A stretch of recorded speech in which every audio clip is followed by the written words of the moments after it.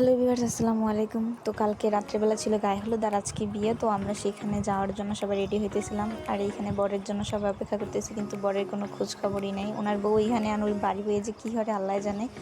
আমি হইলে তো আমার জামাইরে সবার আগেই বয়ে থাকতে কইতাম যাকে। এরপর অবশেষে জামাই এসে আর জামাইয়ের জন্য সবাই গেটে রেডি করে রাখছে সব কিছু। জামাই আসতে না আসতেই পার্টি স্প্রে দিয়ে জামাইরে পুরো গোসল করে দেওয়া শুরু করে দিছে। এখানে পার্টি স্প্রে বৃষ্টি হইতে আছে। এইবারটা মনে মনে চিন্তা করতে আছে, বিয়ে করতে গিয়ে আমি বিপদে পড়ছি। এনার পুরো ভূতের মতন সাদা বানাই ফেলছে। পরে এরাই এবার টিস্যু টিস্যু দিয়ে জামাইরে মোছাই দিতে আছে।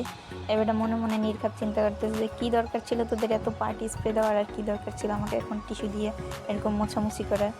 যাই হোক, এরপর অনেক মোছামুছির পর অবশেষে পরিষ্কার হয়ে জামাই ভিতরে আসছে। আর এখানে আমাদের খাবার দাবার শুরু হয়ে গেছে। বিয়েবাড়ির খাবারের আলাদাই একটা টেস্ট সব কিছুর। যাই হোক, আমরা খাওয়া দাওয়া শেষ করলাম। আর এইদিকে জামাইরে গদিতে কত কিছু সামনে দিয়ে বসাই রাখছে। জামাই হইলে লাভই আছে, কত খাওয়ান দেয়, যদিও খাইতে দেরি হয় তারপরও অনেক খাওয়ান দেয়। আর এইখানে জামাইও আমাদের মতন খাওয়াবার দিয়ে ছবি তোলায় ব্যস্ত। উনি মনে হয় সোশ্যাল মিডিয়ায় আপলোড দেবে যে আমার বিয়ের খাওয়ান, আমার বিয়ে আমার এইগুলা খাওয়াইছে। পিঠার উপরেও কত কিছু লিখে দিছে R+S। আর এদিকে জামাই একটু খাইতেছে আর শরম খাইতেছে। ভাই, শরম পাওয়ার কিছু না, এগুলো সব আপনার জন্যই বানাইছে, আপনি খান, না খাইতে পারলে বাসায় নিয়ে যান। এখানে এরপর আরও কত পদের আইটেম।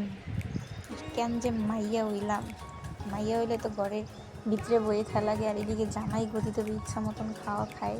এবার আর বউর জন্য একটু পড়ানো পড়ে না যে আমার বউরা ঘরের ভিতরে রয়েছে, আমার বউরা কিছু খাইলেও না খাইলেও। আর এদিকে বউ তো জামাইয়ের কথা ভেবে ভেবে বসে আছে যে আমার জামাই ওইদিকে না জানি কীরকম খাওয়া খাচ্ছে আমাকে রেখে।